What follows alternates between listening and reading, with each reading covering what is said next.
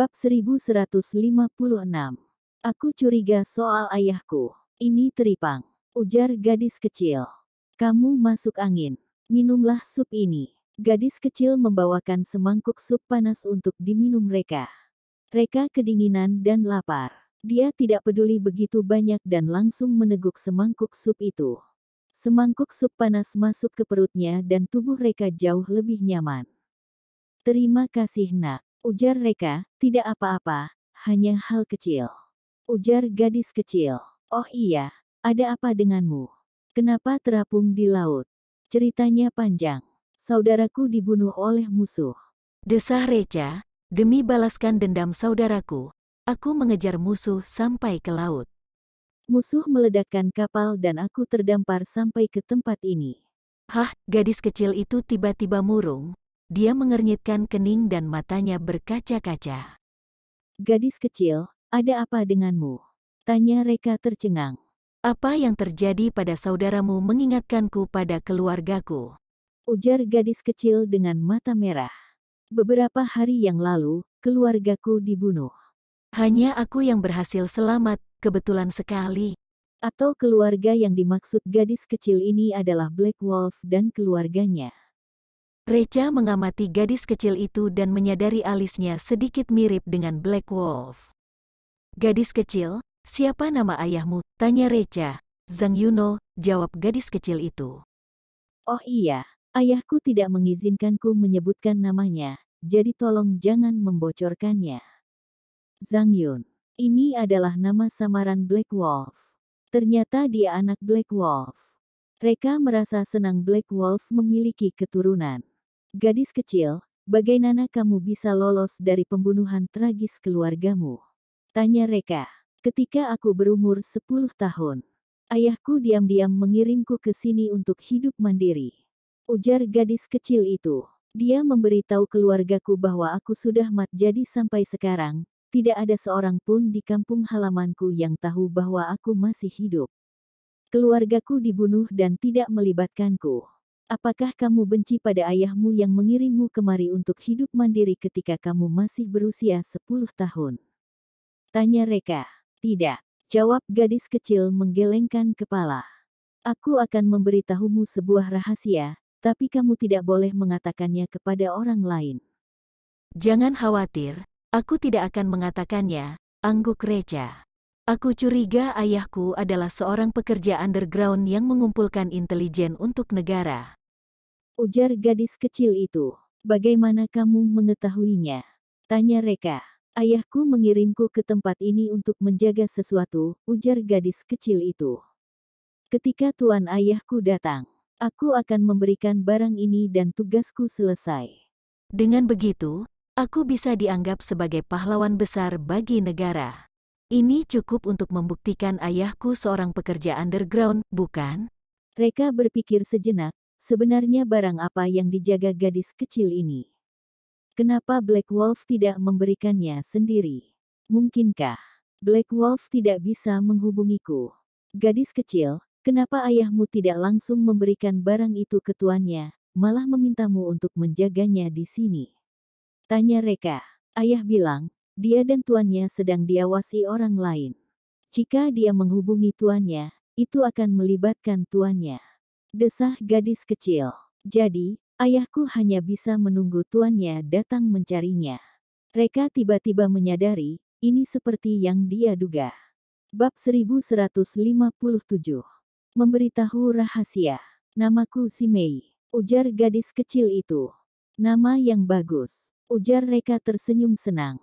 Pintu tiba-tiba didorong terbuka, ketika Reka ingin menunjukkan bahwa dia adalah bos ayahnya. Ada seorang pria berjanggut memimpin sekumpulan orang masuk. Gadis kecil bangkit dengan gugup dan menatap mereka dengan gemetar. Tuan, dia adalah orang yang kamu cari.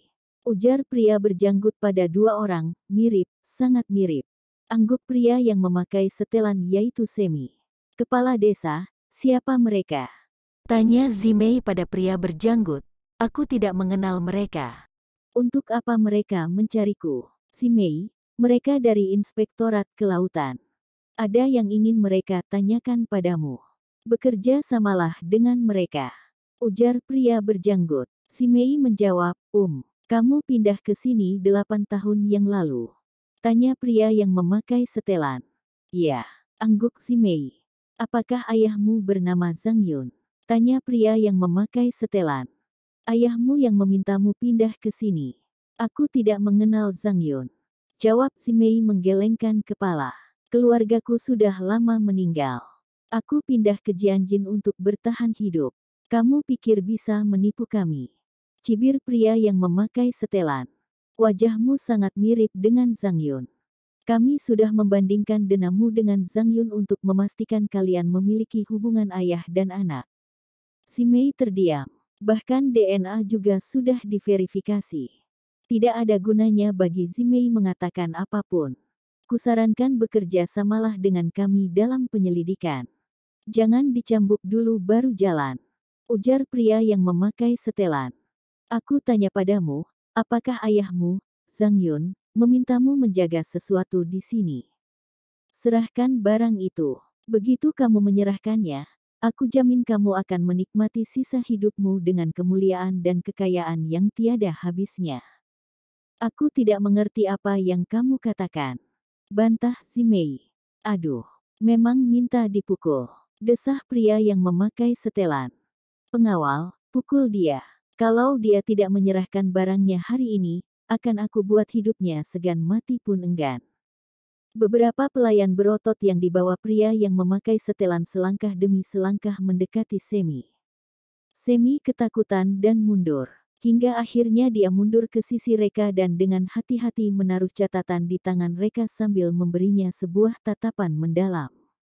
Hati Reka campur aduk. Si Mei siap menggunakan hidupnya untuk melindungi rahasia ini. Untuk mencegah rahasia ini hilang, Si Mei memberitahu rahasia ini pada Reka. Jika tebakannya benar, apa yang Si Mei tulis di catatan untuk dirinya adalah harta karun yang dicari pria yang memakai setelan. Reka sangat penasaran, sebenarnya Black Wolf meminta Si Mei menjaga apa? Sesuatu yang layak dia lindungi dengan nyawa keluarganya pasti adalah rahasia negara. Siapa pria yang memakai setelan menatap? Kenapa menginginkan barang ini? Reka memutuskan untuk mencari tahu. Berhenti, siapa kalian? Cibir Reka, pria yang memakai setelan baru menyadari keberadaan Reka. Siapa kamu? Kenapa ada di sini? Hanya turis, ujar Reka. Turis, menarik, cibir pria yang memakai setelan. Tangkap dia. Dia mungkin tahu rahasia ini. Ya. Pengawal pria yang memakai setelan menjawab secara serentak. Dia benar hanya seorang turis, jangan persulit dia. Ujar Si Mei cemas, nak, jangan panik, ada aku di sini, tidak ada yang bisa menyakiti kamu. Ujar Reka menepuk pundak Si Mei. Lancang, hanya orang lumpuh, masih berani berhayal menjadi pahlawan menyelamatkan wanita cantik. Sungguh konyol. Cibir pria yang memakai setelan, cepat tangkap mereka. Pria yang memakai setelan mengira Reka yang terbaring di tempat tidur adalah orang cacat. Reka menarik Si Mei ke samping dengan satu tangan dan menghempaskan tangan lainnya dengan santai. Meski Reka terluka parah, tapi kondisi dia sekarang sudah lebih dari cukup untuk menghadapi beberapa bajingan ini. Bab 1158. Keamanan sosial datang. Beberapa jarum perak mengenai titik sakit para pengawal. Para pengawal itu jatuh dan mengerang kesakitan. Sialan, apa ini?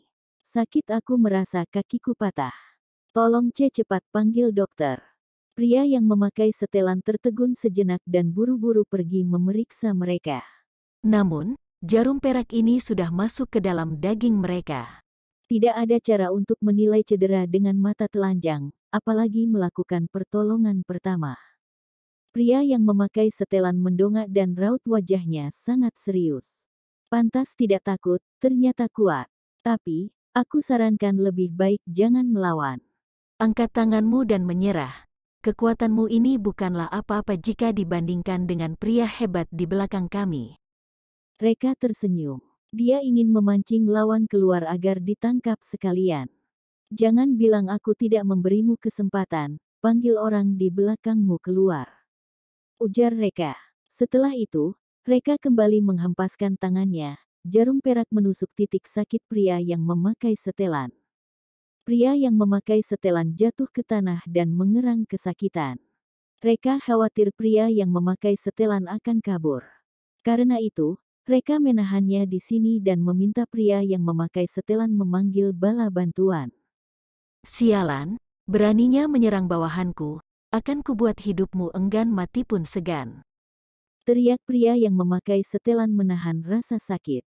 Setelah itu, pria yang memakai setelan mengeluarkan ponsel dan menelepon. Tuan, terjadi sesuatu dengan rencana kita, tolong kirim bantuan. Harus cepat, kalau tidak musuh mungkin akan kabur. Kepala desa dan pria berjanggut terkejut, dia memarahi Zimei. Zimei, apa yang kamu lakukan? Dia dari Inspektorat Kelautan. Apakah dia orang yang bisa kamu ganggu? Cepat berlutut dan minta maaf. Minggir, teriak Reka menatap pria berjanggut dengan ganas. Teriakan ini membawa aura penindasan yang membuat pria berjanggut merasa tertekan. Kedua kaki pria berjanggut lemas dan hampir terjatuh ke tanah. Pria berjanggut kabur. Setelah itu, Reca mengeluarkan catatan yang diam-diam diberikan Zimei padanya. Naik ke atas 3, turun ke bawah 7, ke kiri 10, ke kanan 6. Sepertinya ini menunjuk arah. Hanya saja, Reca tidak mengerti arti spesifiknya. Apakah ini menunjuk ke posisi persembunyian barang yang dijaga Zimei? Ketika Reka hendak bertanya, selagi mereka belum datang, ayo kabur. Ujar Zimei tergesa-gesa, semoga saja masih sempat. Gadis kecil, jangan khawatir, hibur Reca. Sekalipun langit runtuh, aku akan membantumu menopangnya.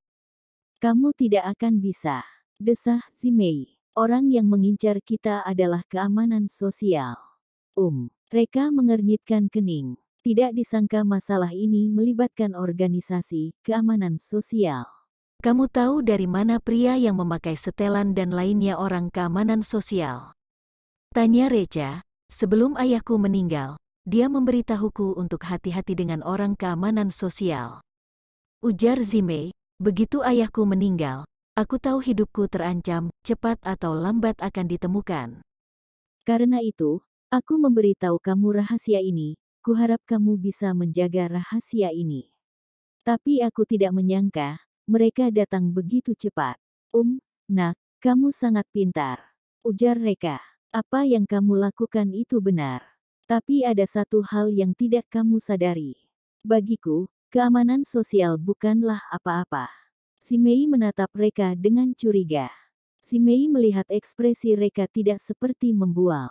Namun, Reka tidak terlihat luar biasa. Bagaimana mungkin dia tidak takut pada keamanan sosial? Bab 1159. Menolong Zimei. Saat ini, pintu rumah tiba-tiba ditendang terbuka. Kepala desa dan pria berjanggut memimpin penduduk desa mendobrak masuk. Begitu masuk, mereka langsung menyerang Zimei. Zimei, beraninya kamu memukul Tuan Sam, pria yang memakai setelan. Sekarang juga kuperintahkan kamu untuk berlutut dan minta maaf pada Tuan Sam. Kalau sampai desa kita terlibat karenamu, akan aku gali kuburan leluhurmu. Kata-kata itu untuk menekan Zimei dan juga memuji pria yang memakai setelan. Zimei sedih dan matanya berkaca-kaca. Namun, dia tetap mendongak dan tidak meminta maaf. Iya, Reka menghela napas dalam-dalam. Pernah menjadi prajurit dan keluarga martir ini diganggu oleh penduduk desa dan bahkan diancam akan menggali kuburan leluhur keluarganya. Ini kelalaian Reka dalam menjaga anggota keluarga prajurit. Hari ini, Reka melihat sendiri kejadian ini dan tentu saja ia akan mengambil tindakan menegakkan keadilan.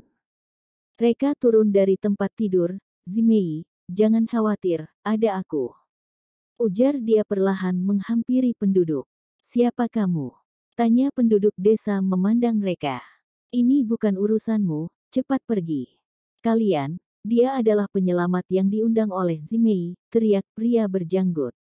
Tadi dia memukul Tuan Sam, bunuh orang ini dan balaskan dendam Tuan Sam. Aku yakin Tuan Sam tidak akan jahat pada kita. Penduduk desa yang mendengar ini menjadi emosional. Jika bisa membalaskan dendam Tuan Sam, itu akan membuat hidup mereka makmur seumur hidup. Ini adalah kesempatan besar untuk mengubah takdir. Penduduk desa bergegas menyerang Recha tanpa ragu. Masalah ini tidak ada hubungannya dengan dia. Kalau ada apa-apa cari aku, ujar Zimei tanpa sadar melindungi Recha di belakang. Namun, sebelum Zimei selesai berbicara, sesosok tubuh melesat melewatinya dan bergegas ke kerumunan. Pong, pong, pong. Begitu suara tinju terdengar, satu persatu penduduk desa jatuh ke tanah. Dan sosok itu masih berdiri di antara penduduk desa. Sosok itu adalah Recha. Inilah yang disebut perbedaan langit dan bumi. Bahkan jika mereka hanya memiliki napas terakhir, itu juga tidak sebanding dengan rakyat jelata ini. Namun, setelah mereka selesai menggerakkan tangannya, dia tiba-tiba merasa kedinginan, tubuhnya lemas, kepalanya pusing dan muntah darah. Tubuh mereka lemas hingga terhuyung, tetapi ia segera menopang kursi dan tidak terjatuh ke tanah. Sialan, raut wajah mereka sangat pucat. Sebelum mereka bertarung sengit melawan 15 dewa perang, dia terkena bom, diserang oleh racun Frost dan terapung di laut selama sehari semalam. Kekuatan fisiknya sudah habis. Sekarang memaksakan diri untuk menyerang. Takutnya sudah melukai batasan dirinya dan kekuatannya menurun drastis. Nanti jika orang-orang keamanan sosial datang, mereka mungkin tidak bisa melawan mereka. Si Mei terkejut melihat mereka muntah darah. Kamu, baik-baik saja, kan? Tanya dia segera menghampiri, ekspresi Recha sangat pucat dan lemas. Namun, dia masih keras kepala berkata, aku baik-baik saja. Pria yang memakai setelan dan lainnya sangat senang. Orang ini memang sangat kuat, tetapi sekarang dia muntah darah saat menghadapi penduduk desa. Tampaknya kekuatan fisiknya sudah habis dan terluka hingga batasan dirinya. Inilah kesempatan mereka untuk membunuh mereka. Pria yang memakai setelan sudah mendesak keamanan sosial untuk segera datang. Tidak ada waktu lagi. Penduduk desa yang tersungkur di tanah menjadi panik. Di mata mereka, Zimei mencari bantuan untuk memukul mereka. Bab 1160. Jarum perak master. Sialan. Orang-orang mengutuk lebih kejam. Gadis sialan, kami lebih tua darimu, beraninya menyerang orang tua. Huff, dasar anak yatim piatu, tidak berpendidikan. Keluar dari Jianjin. Kamu tidak pantas tinggal di sini. Keluarga Zimei dibunuh dan penduduk desa menuduhnya anak yatim piatu. Hati Zimei sakit seperti ditikam. Dia menangis. Ketika mereka hendak menghiburnya, deru mesin datang mendekat dari kejauhan dan akhirnya berhenti di depan pintu. Pengawal melompat keluar dari mobil, senjata di tubuh mereka membuat suara denting tanpa henti. Pemimpin tim adalah Afro, Tuan, yang dimintai bantuan oleh Sam.